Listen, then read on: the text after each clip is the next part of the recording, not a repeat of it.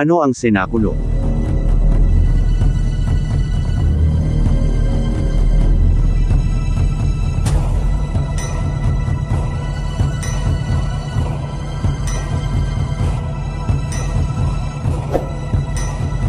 Ang senakulo ay isang tradisyonal na dula na itinatanghal tuwing panahon ng Semana Santa sa Pilipinas, partikular sa mga araw ng mahal na araw.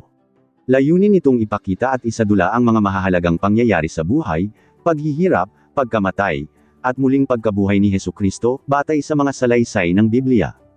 Karaniwang isinasagawa ang senakulo sa mga pampublikong lugar tulad ng mga plaza, simbahan, o minsan ay sa mga lansangan.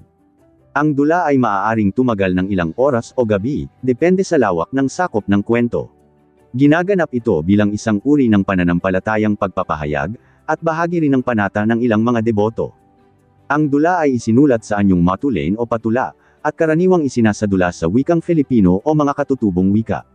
Sa ilang lugar, sinasamahan ito ng kanta at musika, kaya't ito'y nagiging tila isang musikal na pagtatanghal. Tampok sa senakulo ang mga pangunahing tauhan sa kwento ng kaligtasan gaya nina Hesukristo, Maria, San Pedro, Judas Iscariot, Pontio Pilato, at iba pa. Hindi lamang ito isang relihiyosong aktibidad kundi isa ring pampanitikan at pangkulturang tradisyon na nagpapalalim sa pagkaunawa ng mga Pilipino sa kanilang pananampalataya at kasaysayan. Ang senakulo ay patunay ng malalim na debosyon at pananampalataya ng sambayanang Pilipino sa Diyos at sa kanilang mga relihiyosong kaugalian.